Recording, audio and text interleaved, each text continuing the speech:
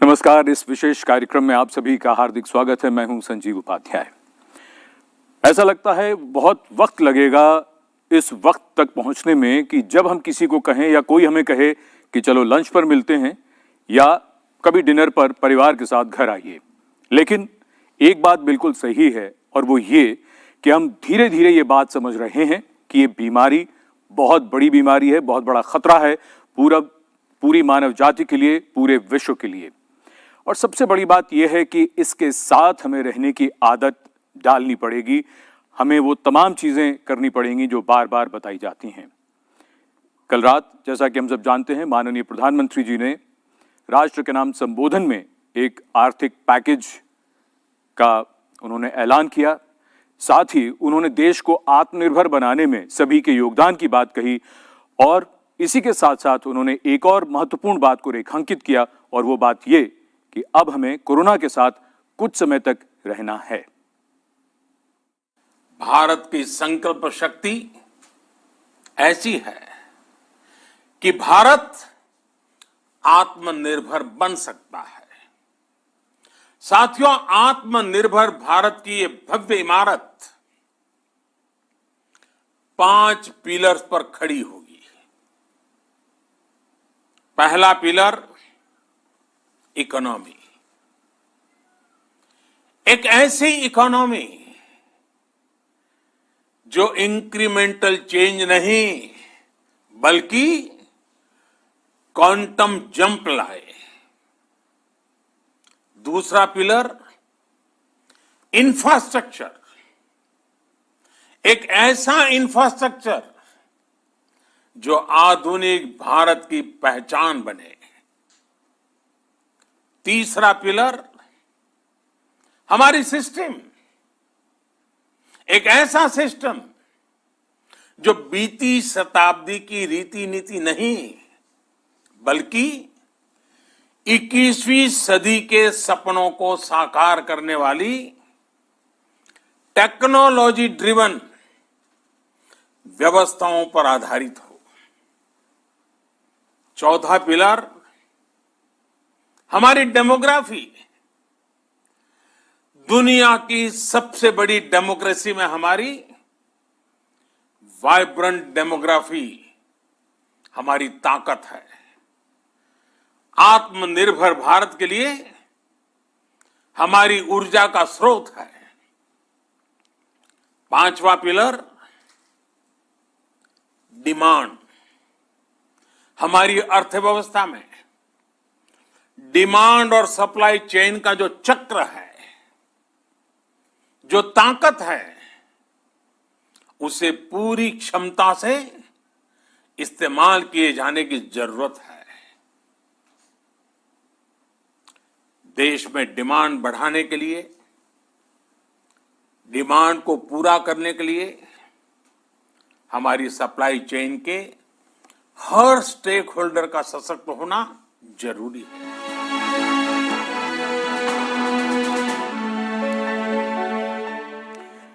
इन 5 स्तंभों पर बार बार चर्चा होगी और ये महत्वपूर्ण बात है जो माननीय प्रधानमंत्री जी ने देश के सामने रखी है। देश को आत्मनिर्भर भी बनना है, कोरोना से भी लड़ना है, यानी लड़ना भी है और बढ़ना भी है। आज के इस विशेष कार्यक्रम में जो मेहमान हमारे साथ हैं उनका परिचय कराते हुए हमें बहुत हर्ष हो रहा है, बहुत खुशी हो रही है। हमारे साथ हैं देश के माननीय स्वास्थ्य मंत्री डॉक्टर हर्षवर्धन जी। नमस्कार। बहुत धन्यवाद आपका इस कार्यक्रम के लिए समय निकालने के लिए। और हमारे साथ हैं डॉक्टर रमन गंगाखेड़कर, आप head epidemiology and infectious diseases ICMR से। आप दोनों का बहुत स्वागत। मंत्री जी, सबसे पहले आर्थिक पैकेज के परिप्रेक्ष्य में ही प्रश्न मैं आपसे पूछना चाहूंगा कि आर्थिक सेहत के साथ शारीरिक सेहत, तो शारीरिक सेहत के लिए आर्थिक सेहत का होना कितना आवश्यक मानते हैं आप? देखिए, ये तो स्वाभाविक है कि शारीरिक सेहत भी बहुत महत्वपूर्ण है और आर्थिक सेहत भी बहुत महत्वपूर्ण है। और लगातार अगर आप प्रधानमंत्री जी को, उनके विजन को, उनके दृष्टिकोण को, उनके जो कार्यक्रम उन्होंने जो दिए देश को पिछले समय में, उन्होंने एक समय पे कितना, जिस समय पीक था इसका कोरोना वायरस के पेंडेमिक का, तो उन्होंने जान है तो जहान है उन्होंने कहा। और जैसे जैसे हमने उस पीक में भी उन्होंने जो लोगों का जो आर्थिक दृष्टि से ध्यान रखने की बात है, और विशेषकर जैसा उनका एक संवेदनशील और करुणामयी व्यक्तित्व है, शायद गरीबों के इतने बड़े मसीहा भारत ने कभी देखे नहीं होंगे जैसे हमारे प्रधानमंत्री नरेंद्र मोदी जी। हम उनको बहुत नज़दीक से 6 साल से तो बहुत ही नज़दीक से देख रहे हैं। अक्सर जब गरीबों के कल्याण की योजनाओं की वो बात करते हैं तो उनकी आंखें नम हो जाती हैं। जितनी हमने देखा 6 साल में उन्होंने योजनाएं बनाई, हमेशा उसमें गरीबों का कल्याण जो है वो उसके अंदर पूरी तरह से इनबिल्ट उसका जो सबसे स्ट्रॉन्ग कंपोनेंट होता था। और बीमारी के पीक पर भी चलते हुए जब शुरुआत हुई बीमारी की, तो उन्होंने जब देखा और ख़ासकर जब लॉकडाउन लगाने की नौबत आई तो उन्होंने कितना, देखिए 1,70,000 करोड़ रुपए का पैकेज केवल गरीबों के कल्याण के लिए उसकी प्लानिंग की, क्योंकि उनको पता था कि जहां एक तरफ लोगों के स्वास्थ्य की रक्षा करना आवश्यक है, दूसरी तरफ उनको एक प्रकार से आर्थिक उनकी जो मजबूती है, मिनिमम जो उनकी रिक्वायरमेंट है आर्थिक दृष्टि से, उसकी पूर्ति करना भी सरकार का कर्तव्य है। इसलिए दूर दराज के अंदर गरीब जो है उसके भी सीधे बैंक में खाते में पैसा पहुंच गया, उसके लिए अनाज की व्यवस्था हो गई, निःशुल्क जो है उसको अगले 2 महीने 3 महीने के लिए पर्याप्त मात्रा के अंदर जो है अनाज है, चावल है, दाल है, ये सारी की सारी चीज़ों की व्यवस्था हो गई। बुज़ुर्गों के लिए, जो हमारे दिव्यांग भाई हैं उनके लिए, गरीब हमारी माताओं बहनों के लिए, सबके लिए उस पैकेज के अंदर सारी व्यवस्था थी। तो ये तो बड़ा सिद्ध है। और अब जब लॉकडाउन एक 50 दिन 60 दिन इस प्रकार से इतना लंबा समय हो गया, तो जब उन्होंने महसूस किया कि इतने लंबे समय में सब कुछ जब बंद रहा, तो बहुत सारी जो छोटी छोटी हमारे लघु उद्योग हैं, हमारी फैक्ट्रीज़ हैं, हमारी इंडस्ट्री के लोग हैं, समाज में अनेक प्रकार के जो लोग काम करते हैं, सबका आर्थिक दृष्टि से सबको बहुत तकलीफ़ होने की संभावनाएं हो गई।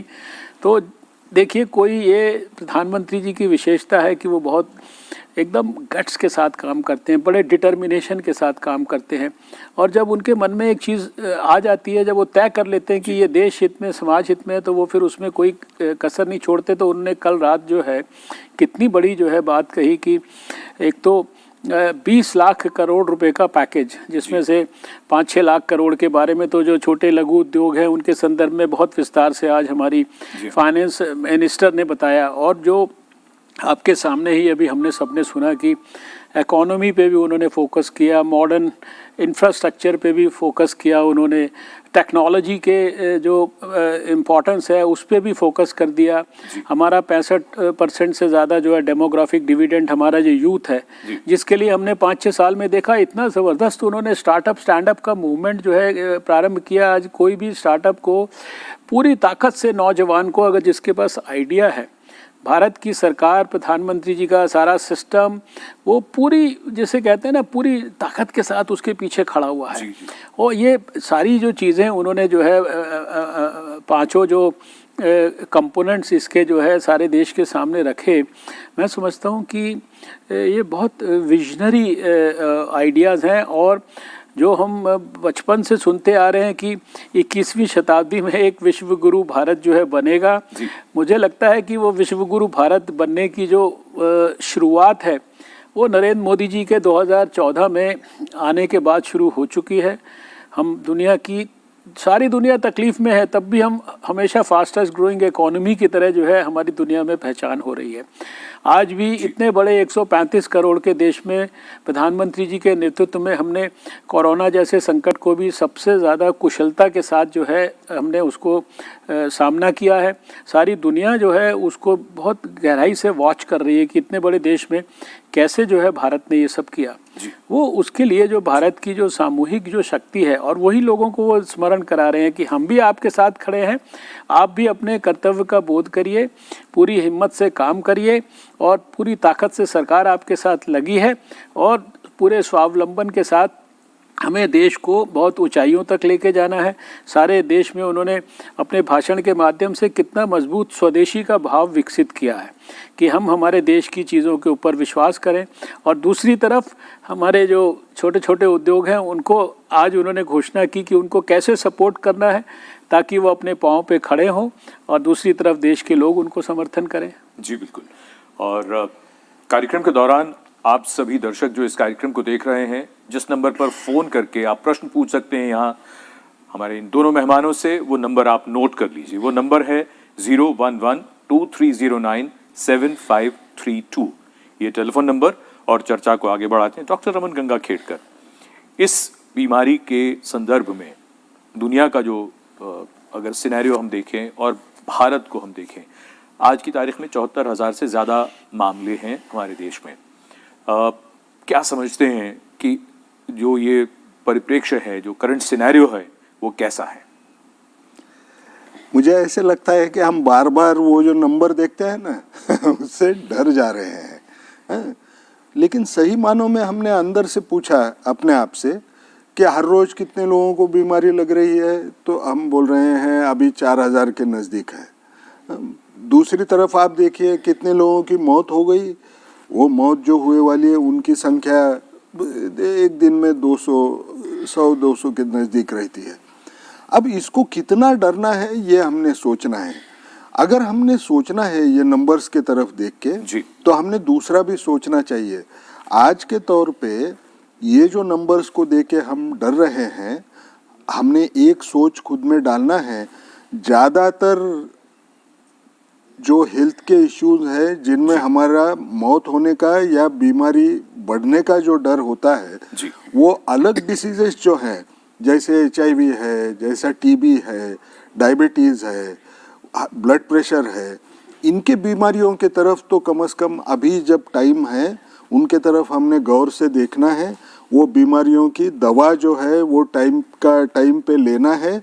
आज मुझे एक चीज़ का पूरा अंदाज है जी, कि हम अगर इन बीमारियों के बारे में भी उतना ही गौर करके सुने, उसके बारे में सोचे, जितना हम आज कोरोना को किस ढंग से रुकाए, कोरोना के डर के मारे हम कोरोना के बारे में सोचते हैं, ये बाकी बीमारियों का सोच के हम अगर सुधार लाए, टाइम पे गोलियां खाए, तो मुझे एक चीज़ की आशा है कि ये मौके का हम फ़ायदा उठाएंगे। बाकी बीमारियों की वजह से होने वाली मौत और उसकी वजह से जो होने वाले दूसरे बीमारियां जो है उसको कम करने में हम कामयाब हो सकेंगे। ये जो टाइम मिल रहा है इसको आज आप डॉक्टर को फ़ोन करके पूछिए, मेरा डायबिटीज़ मैं कैसे कंट्रोल करूं, मेरा ब्लड प्रेशर मैं कैसे कंट्रोल करूं। ये अगर हम आज सोच पाए तो शायद उसका फ़ायदा हम सबको हो सकेगा। ये सिर्फ नंबर के तरफ देख के डरो मत, ये सबसे अच्छा रहे। डॉक्टर गंगाखेड़कर, ये बड़ी महत्वपूर्ण बात आपने कही कि कोरोना हो या इस तरह की पहले भी जो महामारियां आई और चली गईं, वो तो कुछ समय के लिए आती हैं, चली जाती हैं, लेकिन जो लगातार या जो लाइफस्टाइल डिजीजेज हैं उनके बारे में अगर हम ज़्यादा ध्यान दें तो कहीं ज़्यादा बेहतर होगा, उनसे ज़्यादा नुकसान होता है। मंत्री जी, मैं आपसे यहाँ ये समझना चाहूँगा, आपकी लगातार बाकी राज्यों के स्वास्थ्य मंत्रियों से भी और मुख्यमंत्रियों से सबके आप संपर्क में हैं। अगर हम बात करें अभी आज के संदर्भ में, तो प्रॉब्लम एरियाज जो हैं जहां आपकी नज़र है वो कौन कौन सी जगह हैं और क्या वजह है कि वो अभी तक हॉटस्पॉट्स या प्रॉब्लम एरियाज बने हुए हैं लॉकडाउन के बावजूद? देखिए, लगभग सारे देश में 2-4 स्टेट्स रह गए हैं जी। पहले मैं एक सप्ताह में सारे स्वास्थ्य मंत्रियों के साथ एक साथ बातचीत करता था, 3-4 घंटा लगता था जी। अब मैं एक स्टेट के साथ स्वास्थ्य मंत्री, उनके सारे अधिकारियों के साथ और इवन उनके जो हॉटस्पॉट के इलाके हैं उनके डिस्ट्रिक्ट मजिस्ट्रेट जो होते हैं, कलेक्टर जिनको बोलते हैं, उनके साथ भी एक एक 2-2 घंटा लगाकर एक एक स्टेट्स के साथ पिछले 8-10 दिन से ये वीडियो कॉन्फ्रेंसिंग कर रहा हूँ। मुझे इस बात की बहुत खुशी है कि सारे देश में ग्रास रूट लेवल तक जी, यानी कलेक्टर लेवल तक भी, नीचे तक भी लोग इतनी गहराई से, इतने कमिटमेंट के साथ ये काम कर रहे हैं, जिसको हम कॉन्टैक्ट ट्रेसिंग कहते हैं, जिसको हम कम्युनिटी सर्वेलेंस कहते हैं। मैं आपको विश्वास के साथ बड़े कॉन्फिडेंस से कह सकता हूँ कि पूरी दुनिया में जिस तरह का कॉन्टैक्ट ट्रेसिंग हमारे लोग सारे देश में कर रहे हैं ना, हमारे ऑफिसर्स और हमारे सारे डॉक्टर्स और दूसरे सर्वेलेंस के लोग, शायद ये कहीं नहीं होता होगा। ब्रॉडली हम सारे देश में स्थिति हमारी पूरी तरह से नियंत्रण में है। अभी जो हमारे ज़्यादातर केसेस आ रहे हैं वो कुछ थोड़े से गिने चुने शहरों से आ रहे हैं, और जैसे उदाहरण के लिए थोड़ा मुंबई हमने मान लीजिए कहा जी, हमने कहा कि अहमदाबाद से हमारे केसेस आ रहे हैं जी, मान लीजिए पहले थोड़ा इंदौर से ज़्यादा आते थे, अब वहाँ पे भी धीरे धीरे कंट्रोल हो गया। राजस्थान की बात करें तो वहाँ पे जयपुर से ज़्यादा मान लीजिए हैं जी, उत्तर प्रदेश की बात करें तो वहाँ हो सकता है कि आगरा होगा जी, या महाराष्ट्र में पुणे हो सकता है जी, या अभी बीच बीच में कहीं कहीं कोई विषय आता है कि भाई अभी कहीं पता लगा कि ये तमिलनाडु में, चेन्नई में किसी सब्जी की मंडी में ज़्यादा केसेस आ गए। ऐसे आइसोलेटेड जगह जगह पे इस तरह के कुछ थोड़े थोड़े जगह पे इंसिडेंट आ रहे हैं, लेकिन इन सब जगहों पे भी पिछले दिन के मुकाबले अगले दिन चीज़ें इम्प्रूव हो रही हैं। यहाँ की कुछ विशेष तरह की समस्याएं थी। अब बड़े बड़े 8-8, 10-10 लाख लोगों के स्लम क्लस्टर्स हैं। अच्छा, हमने कहा भाई सोशल डिस्टेंसिंग करो, लेकिन एक घर के अंदर 10 लोग रहते हैं, 12 लोग रहते हैं, कैसे सोशल डिस्टेंसिंग करेंगे। हमने कहा लॉकडाउन के अंदर जो है पूरी तरीके से घर में रहो, लेकिन व्यवहारिक तौर पर बहुत सारी चीज़ें संभव नहीं थी। तो वहाँ पे भी हमारे एक्सपर्ट्स की टीम, भारत सरकार की टीम से जहाँ जहाँ हमको प्रॉब्लम दिखाई दे रही है वहाँ पे हम पूरा उनकी सहायता करने के लिए अपनी टीम्स को भेज रहे हैं। हमारा ICMR फॉलो कर रहा है, हमारा जो national centre for disease control है वो मॉनिटर कर रहा है। तो वहाँ की आपने टेस्टिंग ज़्यादा बढ़ाई, तो आपने क्या किया? टेस्टिंग, देखिए टेस्टिंग की तो बहुत एक इन जगहों पे खास टेस्टिंग की तो एक वेल डिफाइंड स्ट्रैटेजी है कि किस किस का टेस्ट होना चाहिए, वो दिन प्रतिदिन हम बढ़ाते जा रहे हैं। मैंने शायद पिछले प्रोग्राम में आया था तो मैंने कहा था कि 31 मई तक हम देश में 1 लाख टेस्ट करने की कैपेसिटी बढ़ाना चाहते हैं। अभी 31 मई में शायद 16-17 दिन है। मैं आज जब आपके प्रोग्राम में आया हूं तो मैं आपको बता दूं कि पिछले 3 दिन पहले हम देश में 1 लाख टेस्ट रोज करने की कैपेसिटी पैदा कर चुके हैं। कल हमने 94,000 टेस्ट भारत के अंदर किए हैं।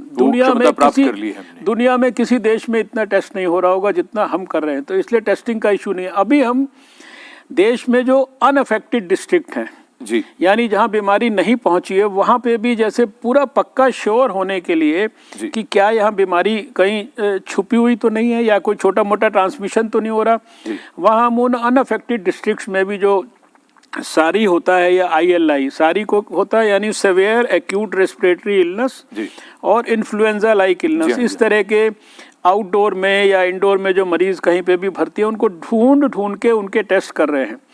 हमने उनको कहा स्टेट्स को कि भाई आप 250, 300, 400 तक टेस्ट एक डिस्ट्रिक्ट में करिए। इस तरह के लोग, आपको आश्चर्य होगा कि ऐसे ऐसे स्टेट्स हैं जो हमने कहा 250, 300, 400 लोगों को कर लीजिए, वो 6-6, 7-7 हज़ार तक उन्होंने एक एक डिस्ट्रिक्ट में टेस्ट किए और सारे के सारे नेगेटिव आए।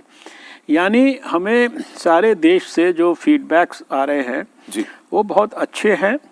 हमारे देश को कोरोना के खिलाफ लड़ने की जो है पूरी, जिसे कहते हैं योग्यता और क्षमता पैदा हो गई है, उसका वैज्ञानिक तरीका लोगों ने सीख लिया है और इसके कारण हम लोग बड़े विश्वास के साथ कह सकते हैं कि देश की जो स्थिति है सारी दुनिया से बहुत बेहतर है। आने वाले समय के अंदर आप देखिएगा कि बहुत लंबी यात्रा नहीं करनी पड़ेगी उसके लिए। क्या बात है, ये बीमारी के ऊपर हम लोग जो है एक निर्णायक विजय निश्चित रूप से प्राप्त करेंगे। बहुत सही और बातें हैं जो हम आपसे जानना चाहेंगे, लेकिन उससे पहले महाराष्ट्र से वीरेंद्र जी हैं टेलीफोन लाइन पर। वीरेंद्र जी, आपका बहुत स्वागत, क्या जानना चाहते हैं बताइए। सर, जो कल अपना पीएम मोदी जी ने कल जो पैकेज अनाउंस किया है जी, वो पैकेज आपने महामारी के लिए कितना इफेक्टिव है? महामारी के लिए, हाँ, महामारी के लिए कितना है आप ये पूछ रहे हैं? हाँ, अच्छा जी, इनका सवाल सवाल नहीं समझ पाया क्या है। जी, सवाल वो ये पूछ रहे हैं कि जो आर्थिक पैकेज जो अनाउंस किया है माननीय प्रधानमंत्री ने, वो महामारी के लिए, कोरोना के लिए लड़ाई के लिए कितना है?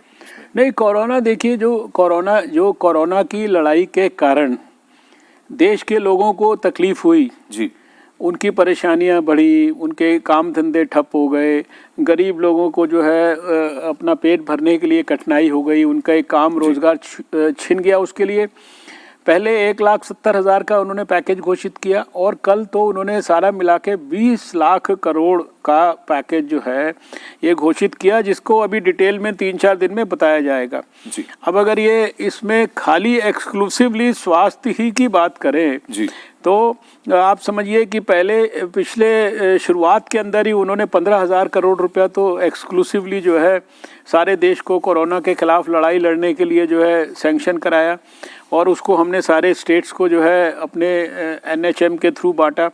NHM के थ्रू हमने उनको और ज़्यादा छूट दी सारे स्टेट्स को, डिज़ास्टर के फंड्स के माध्यम से और छूट दी। और अभी हमें पूरी उम्मीद है कि अभी ये जो भी आगे भी जो जानकारियां आएंगी उसमें स्वास्थ्य के ऊपर प्रधानमंत्री जी का बहुत फोकस है, क्योंकि स्वास्थ्य का जो भी हम इम्प्रूवमेंट करते हैं वो सीधे सीधे उसका लाभ जनता को मिलता है। इसलिए किसी तरह की कोई कमी नहीं है कोरोना के खिलाफ लड़ाई लड़ने के लिए। जो एक यानी अभी बीमारी इतनी है, हम इतनी भी हो जाए तो उसकी भी तैयारी कर रहे हैं, उसके लिए भी सब प्रकार की स्वास्थ्य की जो है तैयारी करके हमने रखी है, चाहे वो लाखों की तादाद में बेड्स हों, चाहे वो हज़ारों की तादाद में वेंटिलेटर्स हों, चाहे अभी 3 लाख से ज़्यादा रोज़ हम PPEs भारत में बना के और सारे स्टेट्स को बांट रहे हैं। इसी तरह से जो है रोज़ जो है हम कम से कम हम अब तक 82 लाख के करीब जो है 78 लाख के करीब जो है N95 मास्क देश को बांट चुके हैं। करीब 42 जो है लाख PPE किट्स बांट चुके हैं। अभी बहुत सारे स्टेट्स हमें कहते हैं कि हमारे पास रखने की जगह नहीं है, प्लीज़ अब आप हमारे पास मत भेजिए। यानी इस लेवल की भारत शुरू में खबरें आई थी कि शायद उतनी उपलब्ध नहीं हो रही हैं किट्स, लेकिन अब आप बहुत शुरू की बात कर रहे हैं, क्योंकि उस समय देखिए ये विदेश में इंपोर्ट होता था, इसका कपड़ा भी जो है वो चाइना वगैरह से आता था। अब तो हमने 100 से ज़्यादा तो मैन्युफैक्चरर्स भारत में विकसित कर लिए। वही तो प्रधानमंत्री जी कह रहे हैं, आत्मनिर्भर भारत की जो बात कर रहे हैं वो ये कह रहे हैं कि ये जो समय है हम इसको चैलेंज को अपॉर्चुनिटी में कन्वर्ट कर दें। तो ये हमारे अब इसका PPE सबसे बड़ा उदाहरण है। उन्होंने कल अपने भाषण में भी उल्लेख किया कि हमने इसको चैलेंज की तरह लिया और उसको अपॉर्चुनिटी में हमारे देश के लोगों ने कन्वर्ट कर दिया। सरकार की व्यवस्था ने, टेक्सटाइल मिनिस्ट्री ने भी सपोर्ट किया हम लोगों को, और भी सब प्रकार का हमें समर्थन मिला। जी बिल्कुल। डॉक्टर गंगाखेड़कर, मैं आपसे यहाँ अब ये समझना चाहूँगा, अब जबकि विदेशों से भी जो भारतीय हैं उन्हें देश में लाया जा रहा है, बहुत से जो श्रमिक हैं उनके लिए स्पेशल ट्रेन्स हैं, वो गांव में जा रहे हैं, तो एक चिंता गांव वालों को भी ये सता रही है कि ऐसा तो नहीं होगा कि शहर से ये बीमारी हमारे यहाँ गांव में आ जाएगी। महामारी विज्ञान की दृष्टि से, और ख़ासतौर पे अगर हम साउथ कोरिया का जो लेटेस्ट एग्जाम्पल है, जिसमें एक युवक कई क्लब्स में गया, लॉकडाउन उन्होंने अच्छे से किया, सारी दुनिया में तारीफ हुई। लॉकडाउन खुलने के बाद जब क्लब्स खुले तो एक व्यक्ति कई हज़ारों के संपर्क में आया और फिर वो समस्या हुई। तो हम अब जब लॉकडाउन 3 में चल रहे हैं, रियायतों के साथ 4 कुछ और रियायतें आएंगी जैसा लग रहा है, और धीरे धीरे इस लॉकडाउन से निकलकर हमें रहना ही है कोरोना के साथ। आप इसको किस प्रकार से देखते हैं, इस पूरे परिप्रेक्ष्य को भारत के संदर्भ में? देखो, 2 चीज़ें हमको समझना बहुत ज़रूरी है कि जो हम बोल रहे हैं बाहर से आने वाले लोग, उनकी वजह से बीमारी लगेगी क्या, लेकिन हमको एक समझना है, बाहर से आए वाले लोग रहे या हमारे यहाँ अपने देश में रहने वाले जो भी श्रमिक लोग हैं, वो अपने अपने गांव में जाए। उनको क्या करना है, वही चीज़ करना है जो हम बार बार बोल रहे हैं कि वो सेफ डिस्टेंस रखे, वो मास्क पहने, जो एहतियात रखना है, जो हाइजीन के हिसाब से जो रखना है वो रखना है। आप अगर उनके शरीर में जाके आप अगर सोचना शुरू करें तो जैसा सर ने बताया था, बम्बई में धारावी में रहते हैं, वो एक छोटे से कमरे के अंदर 8-10 लोग रहते थे, वो उठ के आज अपने गांव में गए। तो इसका मायना क्या होगा, गांव में गए तो उतना पॉपुलेशन डेंसिटी नहीं रहेगी, उसको बीमारी लगने का चांस या उससे दूसरे को लगने का चांस वो टाल सकेगा, क्योंकि उसको तो पैसा लगना नहीं है, उसको सिर्फ क्या लगना है, तो वो सादी चीज़ें जिसको कोई खर्चा नहीं है लेकिन पालन करने के लिए हमने सोच लिया कि ये मैं करूँगा ही, तो हमको उससे कोई डर नहीं रहेगा। वो गांव में आया तो भी वो अगर उसकी जान को जो खतरा था कि एक छोटे रूम में वो रहता था, उसको बीमारी लगने का जो डर लग रहा था, उससे तो वो बेहतर रह रहा है। गांव में के लोगों ने इतना डरना चाहिए क्या? डरना नहीं है, क्योंकि जैसे हमको कल प्रधानमंत्री जी ने बताया, ये एक थोड़ा नया लाइफस्टाइल थोड़े दिन के लिए हमको करना ही पड़ेगा। हमको सेफ डिस्टेंस लेके रहना पड़ेगा, घर में भी रहे या बाहर गए तो भी। लॉकडाउन में जितना हम बोल रहे हैं बाहर जाने का टालना है, दूसरे व्यक्ति के संपर्क में आना नहीं है, और जो भी हाइजीन की जो बातें कही जा रही है, जो नाक को हाथ लगाना नहीं है, मुंह को हाथ लगाना नहीं है, साबुन से हाथ धोना है, ये चीजें पालना, इससे और कुछ तकलीफ होगी ऐसे हमें लगता नहीं है। तो ये चिंता भी नहीं करनी है कि गांव में कोई आया और वो पॉजिटिव पाया गया, उसे क्वारंटीन किया गया, उसे इलाज दिया गया, तो उस बारे में भी चिंता ना करें, इन चीजों का पालन करें। ये डर का एक फायदा क्या हुआ है कि गांव में के लोगों को भी पता चला है ये बीमारी के बारे में, वो खुद पाल रहे हैं। ठीक। दूसरा, बाहर का आदमी जो आया है उसको भी इस चीज का पता है, उल्टा वो 14 दिन क्वारंटाइन में जब रहेगा उसका इम्पोर्टेंस यानी कितना अहम चीज है वो भी उसको देखने में मिलेगी कि वो तो हमको ऐसे रहना ही है। अब दोनों का पालन दोनों लोगों ने अगर किया तो कोई समस्या खड़े रहेगी ऐसे समझना शायद निराशावादी सोच रहेगी। पटना से हमारे एक दर्शक जुड़ गए हैं, डी के झा साहब, क्या जानना चाहते हैं बताइए। हाँ हेलो जी, सवाल पूछिए आप। जी नमस्कार सर, ये पूछना ये है कि अभी कोविड-19 में हम लोग कोविड-19 में हम लोग अभी इंडिया में कुछ दवा यूज कर रहे हैं कि नहीं इलाज में? ठीक, बताना चाहेंगे डॉक्टर रमन गंगाखेडकर।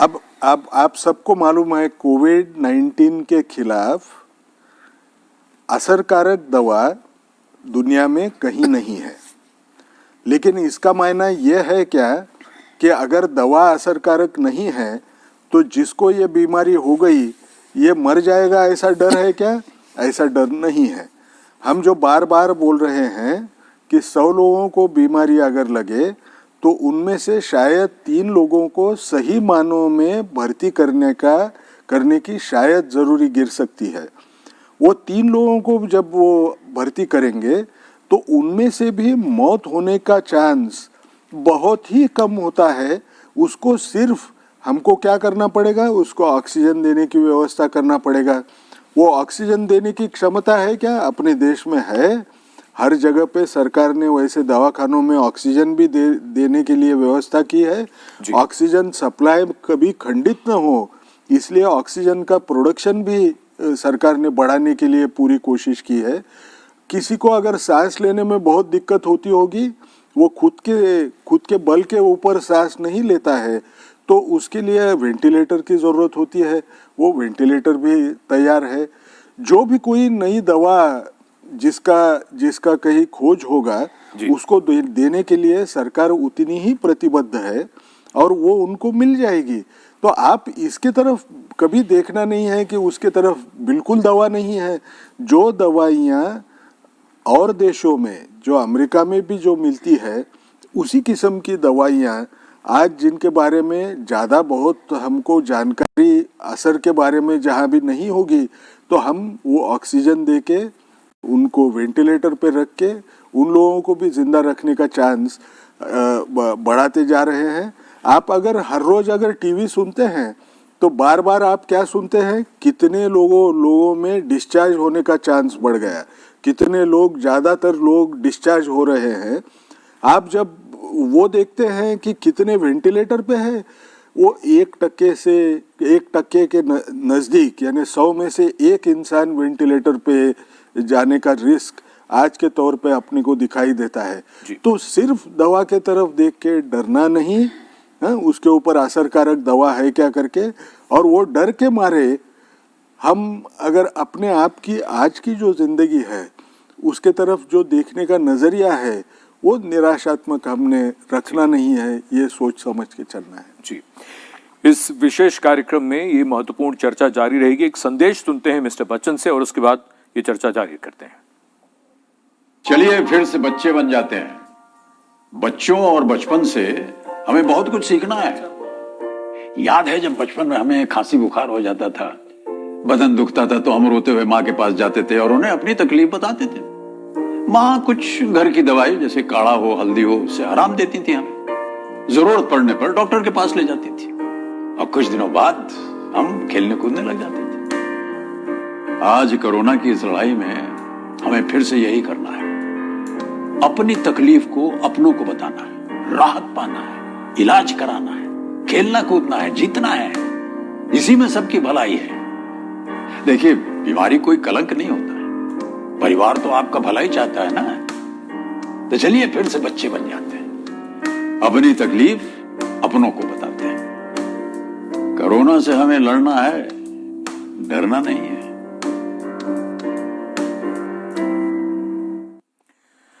और लड़ने के लिए लगातार अपनी जानकारी और जागरूकता का स्तर बढ़ाए रखना है। मंत्री जी, एक बात हम आपसे ये समझना चाहेंगे, जो अभी जैसे चर्चा में ये बात आ रही थी कि रोज़ाना हम देखते हैं कि ये नंबर्स बढ़ गए, तो नंबर्स बढ़ गए, एक चिंता होती है। दूसरी चिंता होती है इस बात से कि जब खबर आती है कि हमारे मोहल्ले या बहुत नज़दीक कोई केस कोरोना का पॉजिटिव हो गया है, इसी के साथ साथ खबर आती है कि जो फ्रंट लाइन वर्कर्स हैं, कोरोना वॉरियर्स हैं, जिनमें डॉक्टर्स हैं, जिनमें पुलिस के हमारे साथी हैं, तो ये तमाम लोग जब इनके बारे में खबर आती है कि वो इन्फेक्ट हो गए, तो लगता है कि ये ख़तरा और बढ़ रहा है। और फिर लगता है कि मतलब क्या ये, और कई मामलों में तो यहाँ भी हुआ है कि वो बहुत जल्दी पता ये चला कि कोरोना का असर इतना हुआ कि कुछ लोगों का जीवन समाप्त हो गया। क्या कहना चाहेंगे आप इन घटनाओं पर? देखिए, सबसे पहली बात तो मैं ये कहना चाहता हूँ कि चाहे कोई इवन फ्रंट लाइन वर्कर भी है, जैसे पुलिसमैन हैं, दूसरे लोग हैं, अगर हमने 2 बातों का गंभीरता से पालन किया, डॉक्टर साहब ने भी बोला, हर प्रोग्राम में हम बोलते हैं, हर जगह सारी दुनिया बोल रही है, प्राइम मिनिस्टर भी जो है उसकी बार बार अपील करते हैं जी। अगर ठीक से मास्क हमने लगाया, ये पुलिस के कर्मचारी के लिए भी ये बात लागू होती है, और सेफ डिस्टेंस, जिसको 2 गज की दूरी बहुत सुंदर तरीके से प्रधानमंत्री जी ने कहा है, इसको मेंटेन करेंगे तो उस वातावरण में भी रहेंगे जहां कोरोना पॉजिटिव लोग हैं, तो हमको बीमारी नहीं लगेगी। दूसरी बात जो आपकी है कि ये दुखद है, तकलीफ़दायक है कि समाज में किसी को कोरोना का इन्फेक्शन डिटेक्ट होता है तो इवन उसके परिवार के लोग भी जो है उसके साथ जो है एक प्रकार से उस तरीके का नेचुरल व्यवहार नहीं करते। अड़ोस पड़ोस से सब लोग उसको दूसरे तरीके से, जिसको अभी आजकल हमने एक स्टिग्मा वर्ड चला है कि भाई उसको गलत नज़रिए से हम देखते हैं। डॉक्टरों को भी जो है इस तरह का व्यवहार जो है समाज का झेलना पड़ा है। पिछले समय के अंदर ऐसे इंसिडेंट भी आए कि डॉक्टरों के साथ, नर्सों के साथ या हेल्थ वर्कर्स के साथ बदसलूकी करी गई। लोग टेस्ट के लिए गए, अपना पूरा का पूरा रिस्क लेकर टेस्ट का स्वाब लेने के लिए, लेकिन उनके साथ लोगों ने तरह तरह की दुर्व्यवहार किए, जिसके कारण आपने देखा कि सरकार को अपना जो एपिडेमिक एक्ट है उसमें परिवर्तन करना पड़ा और 7 साल तक की सज़ा की भी जो है बात करनी पड़ी। तो सबसे पहली बात तो यह है कि सारे समाज में ऐसा वातावरण बनाने की कोशिश करनी चाहिए कि जो ये हमारे फ्रंट लाइन कोरोना वॉरियर्स हैं, ये अपने लिए तमाम किस्म के रिस्क लेकर और ये हमारी रक्षा करने का प्रयास कर रहे हैं। इनके साथ किसी भी प्रकार का स्टिग्मा, किसी भी प्रकार का दुर्व्यवहार, चाहे वो मरीज़ है और चाहे वो फ्रंट लाइन हेल्थ वर्कर है, ये किसी भी कीमत पे नहीं होना चाहिए। बाकी तो जैसा हमने कहा कि अगर कोई भी प्रिकॉशन लेता है इस बीमारी में, थोड़ा सा क्या है, ये दूसरी बीमारी के मुकाबले इसका जो ट्रांसमिशन रेट है वो थोड़ा ज़्यादा है, लेकिन ये ज़बरदस्ती आपके शरीर में नहीं घुस सकती। घुसने का रास्ता क्या है? घुसने का रास्ता मुंह है, घुसने का रास्ता नाक है। बहुत थियोरिटिकली आँख के रास्ते घुस सकती है, लेकिन संभावना फिर भी बहुत कम है। इसलिए अगर मैंने ये मास्क लगा के रखा हुआ है आपके इस स्टूडियो में, सारे के सारे भले ही कोरोना पॉजिटिव हो, मेरा कुछ नहीं बिगाड़ सकते। मैंने इनसे डिस्टेंस भी मेंटेन करके रखा हुआ है और मैंने अपने आप को प्रोटेक्ट करके भी रखा हुआ है। इस सवाल को डॉक्टर साहब मैं अगर ऐसे पूछ लूं कि अगर कोई व्यक्ति हॉटस्पॉट में है और बहुत नज़दीक इस तरह के मामले अगर कहीं हैं भी, और वो अगर अपने हाथ लगातार धोए, मास्क लगा कर रखे और डिस्टेंस मेंटेन करे, दो गज दूरी। देखिए, आप इसको मैं इस तरह से बताता हूँ आपको। हमने अपनी इतनी सारी टीम्स जो हैं, हमारे इतने सारे सर्वेलेंस के वर्कर्स, हमारे ऑफिसर्स, हमारे रैपिड रिस्पांस टीम के लोग, हमारे अस्पताल के अंदर इतने सारे कर्मचारी, ये आखिर उसी वातावरण में तो काम कर रहे हैं ना। बिल्कुल। हमारी जो दिल्ली से टीमें गई, वो धारावी के अंदर जहाँ इतने केसेस हो रहे हैं, जिसकी सारे देश में चर्चा हो रही, वहाँ पर गली गली मोहल्ले मोहल्ले घूम के वो सर्वे करके आई हैं, देख के आई हैं। घरों के अंदर लोग जा जा के सर्वे कर रहे हैं। आखिर ये सब लोग भी हमारे आप ही की तरह तो उनके पास प्राण है ना, लेकिन वो जो सावधानी, मिनिमम सावधानी रखनी ज़रूरी है, वो रख रहे हैं। इसके कारण कोई कोरोना थोड़ी उनको प्रभावित कर पा रहा है। इसीलिए जो प्रधानमंत्री जी भी जो कह रहे हैं कि भाई कोरोना के साथ जीने का क्या मतलब, ये तो जैसे इतने सारे वायरस पहले भी आए, ये भी एक आया है, और इसके अंदर इससे बचाव का एक सिंपल तरीका ये है, जो शायद आने वाले समय में अगर हमारी आदतों में शुमार हो गया, तो हाथ जो साबुन से धोने की जो आदत है, ये खाली कोरोना से नहीं, ये और बहुत सारी बीमारियों से हमको बचाती है। ठीक बात। या ये जो अब ये मास्क तो जापान वगैरह में लोग जो है फ्लू और ये दूसरी चीज़ों से एक दूसरे को इन्फेक्शन आते हैं, रूटीन में भी लोग यूज़ करते हैं। ये कोई ऐसी एबनॉर्मल चीज़ नहीं है। ये सिर्फ हमको थोड़ा सा सावधानियां अपनी लाइफस्टाइल में परिवर्तन करने की ज़रूरत पड़ेगी। तो जैसे बहुत सारे हैं, ये भी आके मतलब चला जाएगा। ठीक। और फिलहाल हमारे एक दर्शक हैं छत्तीसगढ़ से, मनीष। मनीष जी, बहुत स्वागत। क्या जानना चाहते हैं, बताइए मनीष जी, पूछिए सवाल।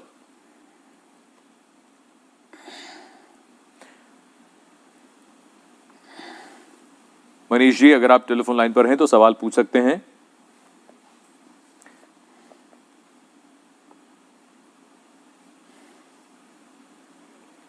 लगता है आपसे फिलहाल हमारा संपर्क नहीं, दोबारा कोशिश करिएगा। एक बात मंत्री जी, यहाँ जो मैं आपसे और जानना चाहता हूँ इसी के साथ, वो जैसे अब ये लॉकडाउन में रियायतों की बात हो रही है, हमने लॉकडाउन 3 में हमने देखा कि कुछ रियायतें दी गई, तो इन रियायतों के साथ जीना जो है, क्योंकि रियायतें अगर दी जा रही हैं तो उनका दुरुपयोग ना हो, ये हम किस तरह से इस भावना को बढ़ाएं आगे? देखिए, भावना तो प्रधानमंत्री जी ने अपील किया। सबसे पहली मैं शुरुआत करता हूँ 22 मार्च से। अच्छा। प्रधानमंत्री जी ने अपील किया, सारा देश उनके पीछे खड़ा हो गया जनता कर्फ्यू को। तब तो कोई लॉकडाउन नहीं था जी, कोई ज़बरदस्ती नहीं थी, कहीं कोई उस तरह की चेकिंग नहीं थी, कोई किसी के ऊपर दबाव नहीं था, कहीं कोई पुलिस का कोई प्रेशर नहीं था जी। लेकिन लोगों ने उसको फॉलो किया। फिर उसके बाद पहला लॉकडाउन हुआ, दूसरा लॉकडाउन हुआ। बाय एंड लार्ज देश ने जो है उसको रिस्पेक्ट दिया, उसके गाइडलाइंस को ऑनर किया, फॉलो किया। तीसरे लॉकडाउन के बाद जो है, जैसे जैसे बीमारी पर देश ने काबू करना शुरू किया, तो सरकार ने ये इस बात को दर्शाता है कि हम बीमारी को काबू करने की दिशा में आगे बढ़ रहे हैं। अगर ऐसा ना होता तो ये लॉकडाउन में आपको रियायतें मिलनी थोड़ी शुरू होती। अभी तीसरे के बाद मान लीजिए चौथे के अंदर अगर और ज़्यादा रियायतें देने की बात हो रही है, अब धीरे धीरे रेलगाड़ियाँ चल रही हैं। हमने कितनी बड़ी देखिए सरकार ने हिम्मत की कि लाखों जो हमारे देश में जो गरीब जो है श्रमिक भाई हमारे बहनें माताएं बच्चे ये परेशान थे, एक जगह पे छटपटा रहे थे कि अपने घर से दूर जो है बिना नौकरी के और वो जो है फंस गए हैं, सबको आखिर अपने अपने स्थानों पे भेजने के लिए सरकार ने निर्णय लिया। विदेशों में हमारे इतने सारे भाई बहन जो है हमारे जो है वो किसी न किसी कारण से स्ट्रैंडेड थे, उनको लाने की तैयारी की, वो सारे आने शुरू हो गए। थोड़ी थोड़ी पैसेंजर ट्रेन्स को चलाना शुरू कर दिया।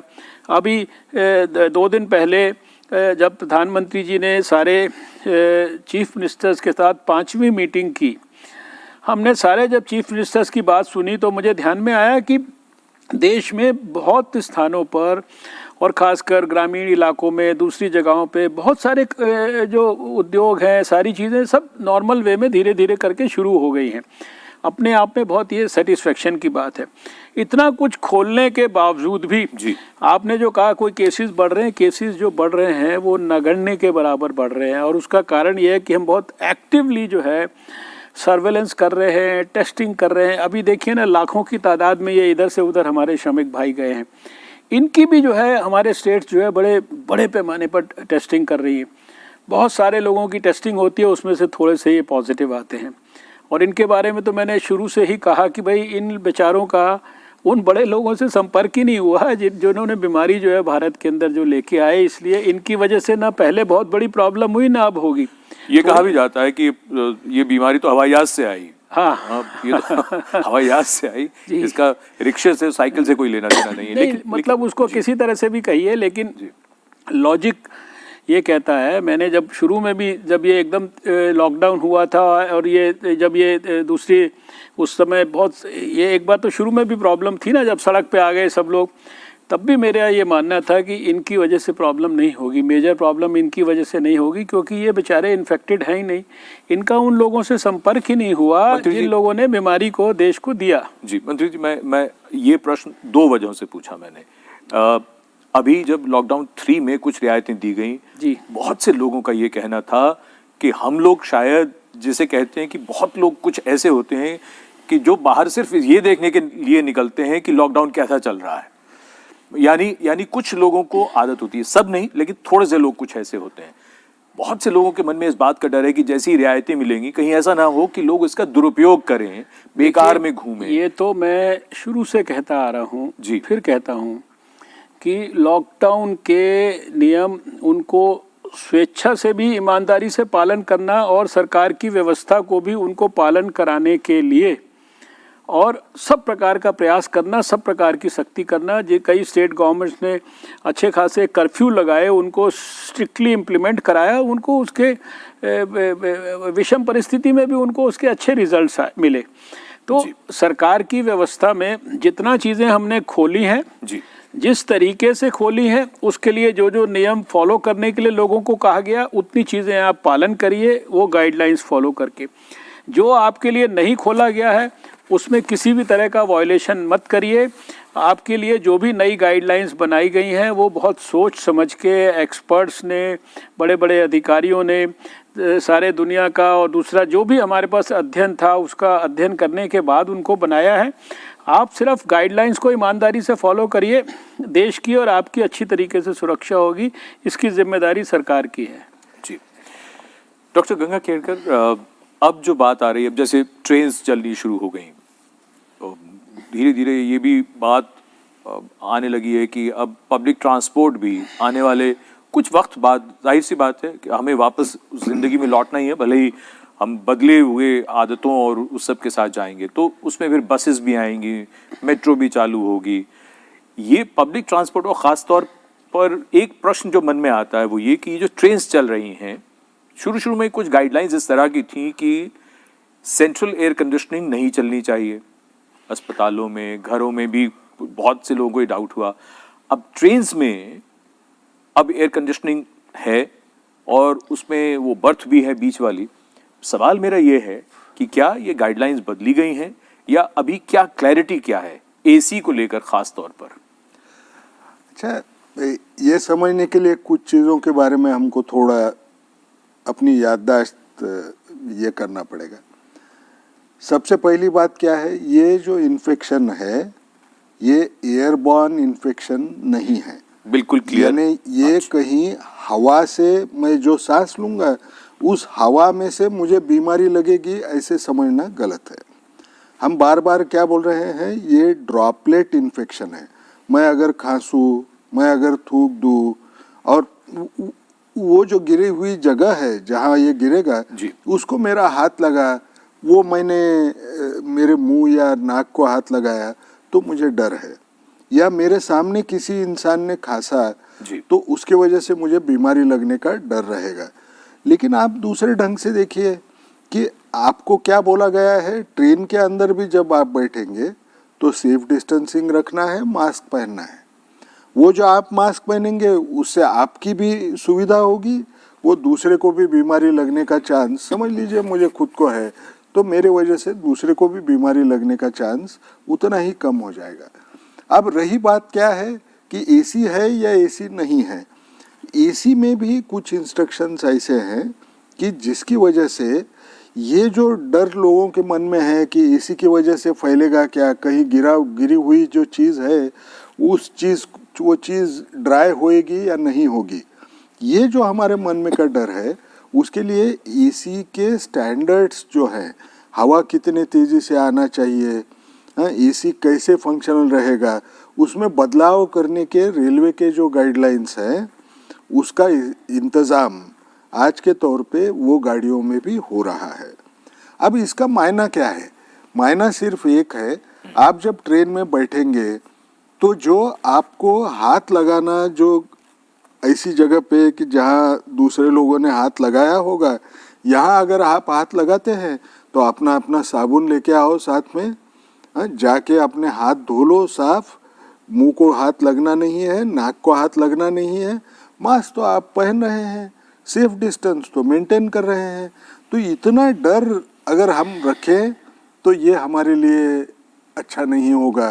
वो साइंस के हिसाब से हम चल रहे हैं, साइंस पे भरोसा रखना बहुत ज़रूरी रहेगा। मंत्री जी, यही बात मैं अब आपसे ही समझना चाहूँगा कि आने वाले दिनों में जब इस तरह से जब कांटेक्ट बढ़ेगा लोगों का एक दूसरे से, ख़ासतौर से जैसे पब्लिक ट्रांसपोर्ट की हमने बात की, या बाज़ार और खुलेंगे, बहुत सी जगहों पर जब बात सोशल डिस्टेंस की आती है, ये भी देखा गया है कि अगर आप किसी दुकान पर जाएं तो लाइन में, कतार में तो खड़े होकर आप 2 गज की दूरी मेंटेन कर सकते हैं, लेकिन दुकानदार से सामान लेते हुए, उसे पैसे देते हुए, उससे पैसे लेते हुए, तो बहुत सी जगहों पर ये होता है जब 2 लोगों के बीच में वो दूरी नहीं रह पाती उतनी। इसका क्या, इस तरफ भी आपका ध्यान गया है, या इसको हम कैसे मेंटेन करेंगे? और ख़ास तौर पे तब जबकि लग रहा है लगातार कि अब धीरे धीरे जिंदगी उस तरफ लौटेगी कि जब लोग लॉकडाउन से बाहर आएंगे और हम कोरोना के साथ रह रहे होंगे। देखिए, जो होम मिनिस्ट्री की अगर गाइडलाइंस को आपने गंभीरता से अध्ययन किया हो तो जब 20 तारीख को जब ये दूसरा वाला फेज़, जब तीसरा वाला शुरू हुआ था जी, तब भी बहुत सारी चीज़ें जो ओपन अप की गई थी, इवन जो नॉन एसेंशियल भी कुछ दुकानों को और दूसरी फैसिलिटी वगैरह दी गई थी, उसमें ये सब बातें हैं। उसमें थोड़ा अभी स्टाफ को कम रखना है, उसमें सेफ डिस्टेंस मेंटेन करना है, और बराबर जो बार बार इतने इस एक आधा घंटे के प्रोग्राम में भी देखिए बार बार हम लोग घूम फिर के आपको मास्क और सेफ डिस्टेंसिंग इसी की बात कर रहे हैं। आप भी सवाल को आपके सवाल में घूम फिर के वही बात आता है। जी। तो एक प्रकार से सोसाइटी में ये एक नया नॉर्मल, न्यू नॉर्मल जो है ना, ये एक प्रकार से डेवलप हो रहा है राइट नाउ। और कम से कम जब तक कि इसके बारे में, हमारे कोरोना वायरस के बारे में और कोई नया अध्ययन नहीं आता है, अभी तो मोटा जो है यही बातें हैं कि कैसे इन्फेक्शन होता है, खतरनाक नहीं है, मेजॉरिटी लोग अगर सही समय पे अस्पताल में चले जाएं तो ठीक हो जाएंगे, और घर में अगर बुज़ुर्गों का ठीक से ध्यान किया, जो उन्होंने पहले सवाल का जवाब दिया कि भाई बाकी बीमारियों पे भी ठीक से अभी ध्यान दो, तो हम ठीक ठाक रहेंगे। तो सोसाइटी में जैसे ये सोसाइटी और आगे पोस्ट कोविड जो समय आएगा उसमें जब नई चीज़ें डेवलप होंगी तो फिर उसी के हिसाब से सारे जो है समाज में नॉर्मल्स डेवलप होंगे। दुकान पे जब आदमी ख़रीदने के लिए जाएगा तो उसको पता होगा कि उसको कैसे क्या प्रिकॉशन लेने हैं। जो दुकान पे सामान बेचने वाला है वो भी उसी तरह की प्रिकॉशंस के तहत जो है उसको अपने आप को भी तो प्रोटेक्ट करना है ना, अपने एम्प्लॉयज़ को भी तो प्रोटेक्ट करना है जी। ऐसे ही अभी तो ना कोई रेस्टोरेंट खुले हैं, अभी तो ना कोई गैदरिंग्स अलाउड हैं, ना अभी कोई सिनेमा हॉल खुले हैं, लेकिन जब खुलेंगे तो मान लीजिए जो जो कुछ वैज्ञानिक दृष्टि से फ़िलहाल आवश्यक होगा वो सारी उसी प्रकार से गाइडलाइंस चलेंगी।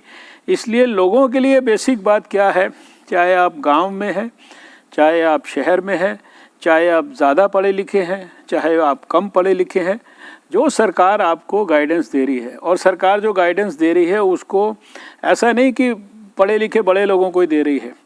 अगर हमने कॉलर ट्यून के माध्यम से छोटी छोटी बात भी आपको, हर एक टेलीफोन आज हर एक के पास है, आज कॉलर ट्यून फ़ोन लगाते ही सबसे पहले तो आपको गाइडेंस मिलती है। एक बार नहीं 100 बार एक एक आदमी को गाइडेंस मिल चुकी है।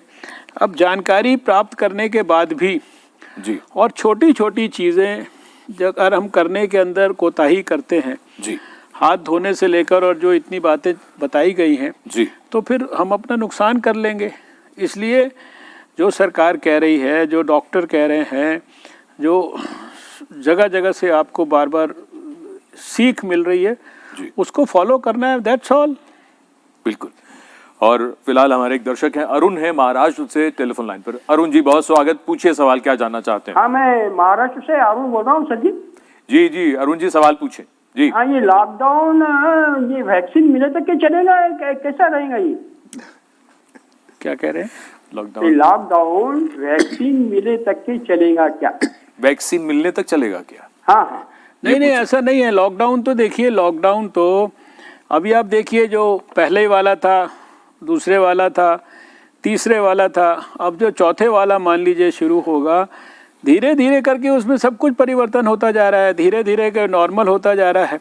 वैक्सीन के मिलने या ना मिलने से इसका कोई संबंध नहीं है। और पहली बात यह है कि वैक्सीन अगर मान लीजिए दुनिया को मिल भी जाए कोई, तो सारे दुनिया के लोगों को वैक्सीन नहीं लगाई जा सकती। अभी कैसे पहले कितने वायरस आए हैं, उनकी वैक्सीन बनी हुई है, लेकिन उसके बावजूद भी लोग वैक्सीन नहीं लगाते हैं, क्योंकि लोगों ने देखा कि बहुत सारी चीज़ें अपने आप इन्फेक्शन होता है उसके बाद ठीक हो जाता है। अभी इन्फ्लुएंजा का, दूसरी चीज़ों के, कितनी चीज़ों के वैक्सीन बने हुए हैं, और सारे दुनिया के हर आदमी को वैक्सीन उपलब्ध कराना वैक्सीन की खोज होने के बाद भी व्यवहारिक तौर पे संभव नहीं है। एक और सवाल चलते चलते मैं आप दोनों से पूछता हूँ। मंत्री जी, वो सबसे बड़ी चीज़ ये कि साइंस एंड टेक्नोलॉजी की ओर अब सबकी नज़र है, पूरी दुनिया देख रही है।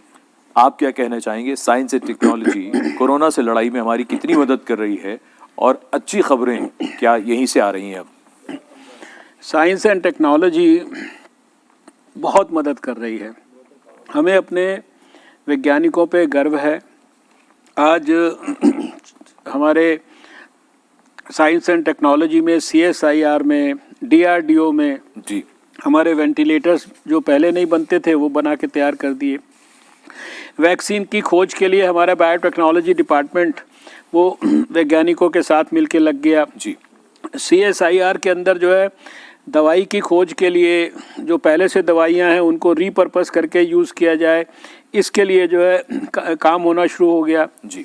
डॉक्टर साहब जिस डिपार्टमेंट में ICMR में है, उसने तो इतनी बड़ी खोज कर दी है कि एलाइजा जो है उसकी किटी बना दी। एलाइजा टेस्ट जो है, ये तो सारे दुनिया में कोई नहीं कर पाया, वो एलाइजा इसके खिलाफ एंटीबॉडी टेस्ट करने वाला, IgG को टेस्ट करने वाला वो तैयार कर दिया है। अब वो बहुत जल्दी उपलब्ध हो जाएगा, उसके माध्यम से हमारे हॉटस्पॉट एरियाज़ के अंदर जो है सर्वेलेंस और ये सारी चीज़ें होंगी।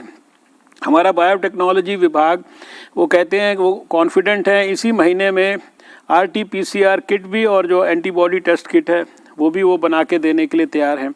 तो इतने सारे काम हमारे साइंस एंड टेक्नोलॉजी में, बहुत सारे जो है, अभी ये भी स्पेशल किस्म का मास्क है, ये भी साइंस एंड ये जो आपने पहना हुआ है, ये भी हमारे department of science and technology ने ये बनाया। इसमें भी एक इलेक्ट्रोस्टैटिक जो है जिसे कहते हैं कि वो विकसित होता है, जो कि एक प्रकार से ज़्यादा फ़ायदा पहुंचाता है वायरस को कंट्रोल करने के या उसको दूर रखने की दृष्टि से, यानी बहुत सारी चीज़ें हो रही हैं। कहने का अभिप्राय ये है, तरह तरह के सैनिटाइजर्स जो है बनाए हैं, DRDO भी बना रहा है, CSIR भी बना रहा है। हमारा साइंस एंड टेक्नोलॉजी डिपार्टमेंट और बायोटेक्नोलॉजी मिला के कम से कम 120 हम लोग स्टार्टअप्स को समर्थन कर रहे हैं। हमने एप्लीकेशन मांगी, 500 से ज़्यादा लोगों ने हमें कॉल फॉर प्रपोजल्स में हमारे जो है रिस्पॉन्ड किया। तो हर तरीके से हमारे वैज्ञानिक जो है खड़े हो गए हैं। और जो प्रधानमंत्री जी ने कहा ना, आत्मनिर्भर भारत, उसमें सबसे आगे बढ़कर जो है हमारे वैज्ञानिक पार्टिसिपेट कर रहे हैं और प्रधानमंत्री जी खुद मॉनिटर कर रहे हैं ये सारी चीज़ों को। जी जी, समय लगभग समाप्त हो चुका है। डॉक्टर रमन गंगाखेड़कर, इस महामारी से अगर हम स्वास्थ्य की दृष्टि से और महामारी विज्ञान की दृष्टि से कहें तो क्या नया सीख रहे हैं पूरी दुनिया में? नया ये सीख रहे हैं कि जैसे तरक्की हो रही थी जी, जैसे सुविधाएं बढ़ रही थी, जैसे स्टैंडर्ड ऑफ लिविंग जो बोलते हैं वो सुधर रहा था लोगों का जी, हम लोगों ने हेल्थ की तरफ ध्यान देना, खुद की हेल्थ या दूसरों की हेल्थ, ये हमने कम कर दिया था। आज क्या हो रहा है, आज समाज को, सब लोगों को एक पता चल रहा है जी, स्वास्थ्य कितना इम्पोर्टेंट है। और वो सिर्फ स्वास्थ्य खुद का नहीं, जी, जब तक दूसरे लोग सुरक्षित न हो, जी, मेरी सुरक्षा ये सिर्फ मेरे पास नहीं रहेगी, दूसरों को भी सुरक्षित रखना है, मैं भी सुरक्षित रहूं। जी, ये सबसे बड़ी सीख है, ऐसे मुझे लगता है। बहुत धन्यवाद देना चाहेंगे मंत्री जी आपको, आपने समय निकाला इस कार्यक्रम के लिए। डॉक्टर रमन गंगाखेड़कर, आपका भी बहुत धन्यवाद। और धन्यवाद तमाम दर्शकों का, आपने कार्यक्रम देखा, कार्यक्रम के दौरान आपने फ़ोन भी किया। और अमीर कदलबाश के इस शेर से हम बात को ख़त्म करना चाहेंगे, क्योंकि दुनिया भर में इस लड़ाई के खिलाफ नई कुछ खोज जो चल रही हैं, उनका भी नतीजा कुछ न कुछ ज़रूर आएगा। तो अमीर कदलबाश का शेर कि मेरे जुनून का नतीजा ज़रूर निकलेगा, इसी स्याह समंदर से नूर निकलेगा। बहुत धन्यवाद कार्यक्रम देखने के लिए। नमस्कार।